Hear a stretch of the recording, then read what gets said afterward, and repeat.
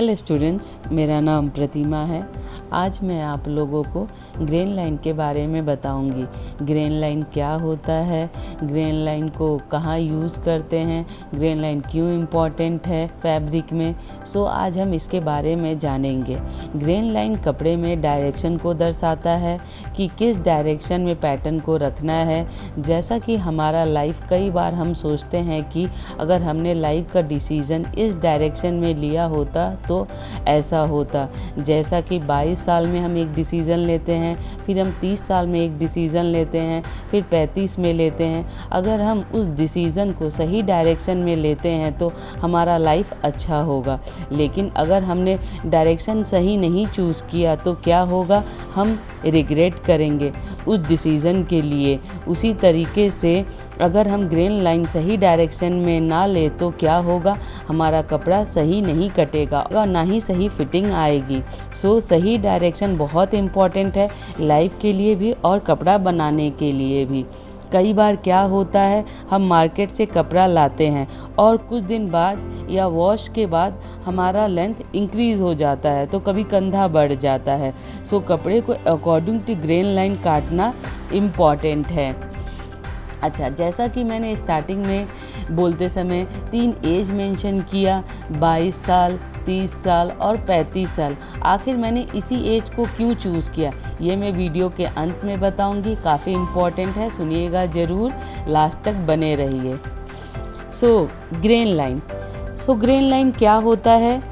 Grain line एक सीधी रेखा होती है जिसके आमतौर पर एक या दोनों सिरों पर तीर बने होते हैं। इसे सिलाई के पैटर्न वाले टुकड़ों पर इसलिए बनाया जाता है ताकि यह बताया जा सके कि इसे कपड़े के धागों के साथ कैसे मिलाना है। यह टुकड़े को सेल्वेज के समांतर रखने के लिए एक गाइडलाइन का काम करती है। यह सुनिश्चित होता है कि कपड़ा ठीक से लटके, इसमें कोई ऐंठन ना आए और वह वैसी ही मजबूती और स्थिरता दे जैसा कि हमने सोचा था। कि इस पिक्चर में देखिए ग्रेन लाइन को दर्शाया गया है। ये है लेंथ वाइज ग्रेन, ठीक है। अच्छा, हम कैसे जानेंगे एक फैब्रिक में लेंथ वाइज क्या है और विड्थ वाइज क्या है? ये यहाँ से यहाँ तक, ये हमारा देखिए सेल्वेज लिखा हुआ है। सेल्वेज का मतलब जहाँ पे कपड़ा का एंड हो जाता है, लंबाई में नहीं, चौड़ाई में। चौड़ाई में क्या, एक स्टिफनेस के साथ हमारा फैब्रिक एंड हो जाता है, जिसको हम लोग अक्सर बहर कहते हैं। क्या बोलते हैं? अर्ज कहते हैं। हम लोग कई बार मार्केट से 36 इंच का कपड़ा लाते हैं, कई बार 44 इंच का लाते हैं, कई बार 60 इंच का लाते हैं। तो ये कपड़े का अर्ज होता है, जिससे कि इसका 36 की ही चौड़ाई रहेगी। अगर हम 44 का लाए तो वो 44 का ही रहेगा। ये कैसे सुनिश्चित होता है? जो हमारा किनारा रहता है विद का, सेल्वेज के हेल्प से। अगर कपड़े का सेल्वेज ठीक है, अगर ना रहे तो आप कपड़ा कैसे पहचानोगे कि ये लंबाई है या चौड़ाई है? ठीक है, तो कपड़े की बुनाई कैसे होती है? मान लीजिए एक कपड़े की बुनाई हो रही है, ठीक है, ये लंबाई में धागा गया, ठीक है, ये लंबाई की तरह धागा जा रहा है। तो जब लंबाई की तरह धागा जा रहा है तो एकदम सीधी पकड़ के हम लोग क्या कर रहे हैं, उसको अड्डे पे एक सिरे से लेके दूसरे सिरे पे धागे को लगा दे रहे हैं। तो क्या हो रहा है, उसमें किसी तरीके का कोई लूजनेस नहीं है धागे में, ठीक है, वो स्टिफ है। लेकिन जब वही कपड़ा, अब धागा चौड़ाई में जा रहा है, जब धागा चौड़ाई में जा रहा है तो क्या हुआ, जब फैब्रिक में धागा चौड़ाई में गया तो क्या हुआ, एक दूसरे धागे से गुजर रहा है, लंबाई वाले धागे से गुजर रहा है। एक सिरा ऊपर जा रहा है, एक सिरा नीचे जा रहा है धागे का, तो उसमें हल्का सा लचीलापन आ जा रहा है। क्या आ जा रहा है? लचीलापन, मतलब उसमें स्ट्रेचबिलिटी बढ़ जा रही है। क्या हो रहा है? स्ट्रेच बढ़ जा रहा है। इससे क्या हो रहा है? कपड़े का स्ट्रेच बढ़ जा रहा है।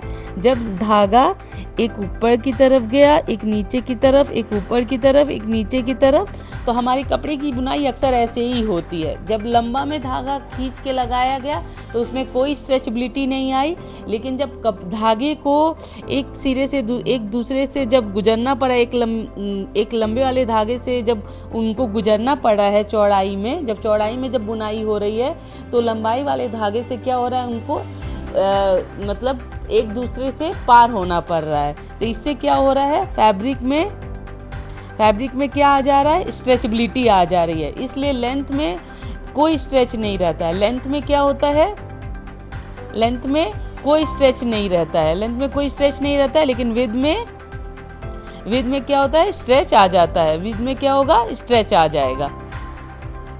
ठीक है, इसलिए लंबाई में बिल्कुल भी स्ट्रेचबिलिटी नहीं होती है और चौड़ाई में हल्की सी स्ट्रेचबिलिटी रहती है। जब इसी फैब्रिक को तिरछा मोड़ करके काट दिया जाएगा तो वो बायस में कपड़ा कटेगा तो उसमें पूरा स्ट्रेचबिलिटी आ जाएगी। तो क्या हो रहा है, ये रहा आपका सेल्वेज, ठीक है, फैब्रिक का। ये रहा ये यहाँ पे कपड़ा एंड हो जा रहा है और ये लंबाई है। ठीक है, ये लंबाई है। लंबाई, अच्छा, जब मैंने बताया कि ये लंबाई में जब फैब्रिक की बुनाई हुई तो इसे क्या बोलेंगे हम लोग, इसे हम लोग बोलेंगे वार्प। ठीक है, इसे हम लोग कहेंगे वार्प। जब यही बुनाई चौड़ाई में हुई तो हम लोग इसे क्या बोलेंगे, वेफ्ट, जिसको हिंदी में ताना और बाना कहा जाता है। तो स्ट्रेचबिलिटी क्यों आती है फैब्रिक में, आपको क्लियर हो गया होगा। ठीक है, तो हम लोग इसीलिए क्या करते हैं, फैब्रिक में हम लोग क्या करते हैं, इसीलिए ये हमारे स्क्रीन पे दिख रहा है, एक फैब्रिक है, इसका ये सेल्वेज है। ठीक है, इसमें पैटर्न को रखा गया है। अब देखिए इसमें पैटर्न को कैसे रखा गया है। ये हमारा लेंथ वाइज पैटर्न है, ये हमारा लेंथ वाइज ग्रेन है। ठीक है, ये हमारा विथ वाइज ग्रेन है, ये हमारा बायस वाइज ग्रेन है। जब हमने इसको फैब्रिक में रखा तो लेंथ वाइज को हमने ऐसे रखा, क्यों, क्योंकि हमारा कपड़े का लंबाई इस तरीके से जा रहा है, कपड़े की लंबाई इस तरीके से जा रही है। तो हम लोग लेंथ वाइज क्यों रखते हैं, जिससे कि हमारा फैब्रिक बिल्कुल भी ना बढ़े। ठीक है, हमारे कपड़े का लंबाई बिल्कुल भी ना बढ़े और हमने जितना लेंथ लेकर के उसको स्टिच किया था वो उतने ही पे स्थिर रहे। अगर हम उसको सही ग्रेन, अगर मान लीजिए हमने कपड़े को विथ में रख के स्टिच कर दिया तो कपड़ा क्या होगा, बढ़ने लगेगा। कई बार क्या होता है, हम अकॉर्डिंग टू प्रिंट हम लोग विथ वाइज ग्रेन रख के कपड़ा बना देते हैं। सो उसमें फैब्रिक को बहुत ध्यान देना है। कई कपड़ा लूज़ होता है तो वो ज़्यादा बढ़ता है, कई कपड़ा स्टिफ होता है तो वो ना के बराबर बढ़ता है। अगर हम उसको चौड़ाई में भी काट देंगे तो बहुत अंतर नहीं आएगा। जैसे आपका रेयॉन फैब्रिक हुआ, अगर उसका हम लोग ग्रेन ध्यान नहीं देंगे, अगर हमने उसको विथ वाइज कपड़ा कट कर दिया तो वो क्या होगा, उसकी लंबाई बढ़ेगी, उसकी चौड़ाई बढ़ेगी, इस तरीके से कपड़े में होल आ जाएगा। और जब हम लोग बायस का यूज़ करते हैं, अगर मुझे मान लीजिए कोई तिरछा कपड़ा काटना है, ठीक है, तो हम लोग ग्रेन कैसा रखेंगे, इस तरीके से रखेंगे, कपड़े को फोल्ड करके इस तरीके से, जैसे इस पैटर्न को मैंने रखा है। अच्छा, यहाँ पे आपको दिख रहा है कि मैंने पैटर्न को क्या किया है, ओपन रखा है। क्यों, एक कपड़ा जब कटिंग टेबल पे बिछता है तो उसको, जैसे फैक्ट्री में होता है, फैक्ट्री में क्या होता है, अगर हम लोग डोमेस्टिक यूज़ मतलब घर पे अपना यूज़ के लिए बना रहे हैं तो हम लोग फैब्रिक को फोल्ड रखते हैं, फैब्रिक को फोल्ड रखते हैं। लेकिन अगर हम बल्क में काट रहे हैं तो उसमें क्या करना पड़ता है, हम फैब्रिक को फोल्ड नहीं रख सकते। उस समय हम लोग पैटर्न को ओपन रखेंगे और फैब्रिक को भी ओपन रखेंगे। इसलिए मैंने ओपन में ये दिखाया है आप लोगों को। लेंथ वाइज इस तरीके से रखेंगे, विथ वाइज ऐसे रखेंगे और बायस इस तरीके से रखेंगे। अगर हमें फोल्ड में रखना हो तो फैब्रिक को हमें क्या करना पड़ेगा, ये हमारा लेंथ है तो लेंथ फोल्ड होगा और हम लोग इस तरीके से एक फोल्ड लाइन को पकड़ के हम कपड़े पे, मान लीजिए हमारा फोल्ड है, ठीक है, तो हम लोग फैब्रिक में उसको ऐसे रखेंगे जब हम लोग यहाँ पे फोल्ड यूज़ करेंगे।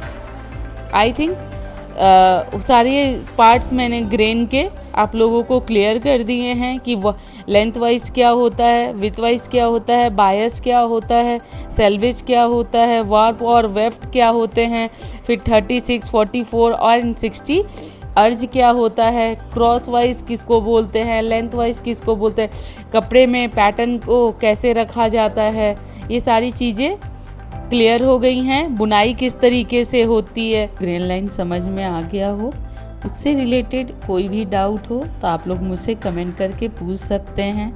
मैं अपना एक्सपीरियंस शेयर करना चाहती हूँ, आप में भी आप लोग उससे रिलेट कर सके।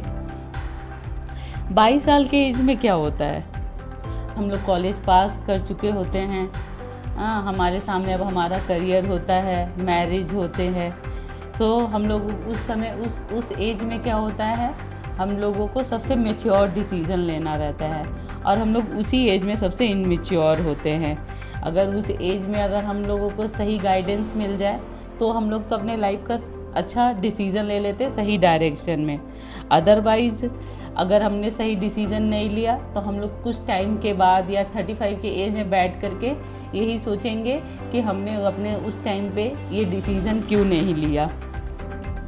ठीक है, तो अगर हमने सही डिसीज़न लिया तो हमारा लाइफ अच्छा रहेगा, हमारे सारी चीज़ें सक्सेस रहेंगे तो सब चीज़ें अच्छी लगेंगी। लेकिन अगर हमने सही डिसीज़न नहीं लिया तो फिर हम लोग रिग्रेट करेंगे एक टाइम के बाद। 30 साल के एज में क्या होता है, बहुत लोग शादी हो चुकी रहती है, बहुत लोगों के बच्चे हो चुके रहते हैं। अब क्या होता है, हमारे हेल्थ रिलेटेड इश्यूज़ हमारे बॉडी में काफ़ी चेंजेस होने लगता है, हेल्थ रिलेटेड भी इशू होने लगते हैं। तो हमें उस समय क्या करना चाहिए, हमें अपने डाइट पे ध्यान देना चाहिए, हमें अपने दिनचर्या में एक्सरसाइज ऐड कर देना चाहिए कि हमारा आगे का और 30 साल जो है वो अच्छा रहे। 35 में क्या करते हैं, हम लोग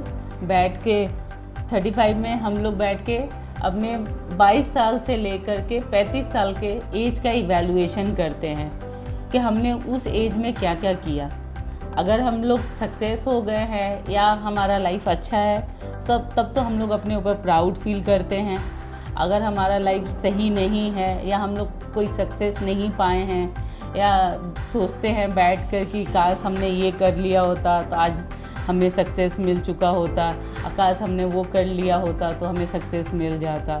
ठीक है, तो इवैल्यूएशन करते हैं कि हमने 22 साल से लेकर के 35 साल के एज में क्या किया।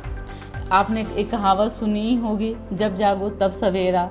थोड़ी एनर्जी डाउन हो जाती है लेकिन अगर बूस्ट किया जाए तो हम लोग कुछ भी कर सकते हैं। अगर अपना विल पावर स्ट्रॉन्ग रखिएगा तो किसी एज में भी कुछ भी किया जा सकता है, बहुत कुछ कर सकते हैं। आप किसी एज में भी रहिए, अगर आपका विल पावर स्ट्रॉन्ग है और आप पॉजिटिव थिंकर हैं तो आप किसी एज में भी कुछ भी कर सकते हैं। सो आई होप आपको मेरी बातें अच्छी लगी हो, आप उससे रिलेट कर पाए हो। सो वीडियो को ज़रूर से लाइक करिएगा, शेयर करिएगा और सब्सक्राइब करिएगा। मेरे साथ ऐसे बने रहिए और भी अच्छे वीडियोस के लिए रिलेटेड टू स्टिचिंग आप सिलाई दीदी देखिए। Thank you.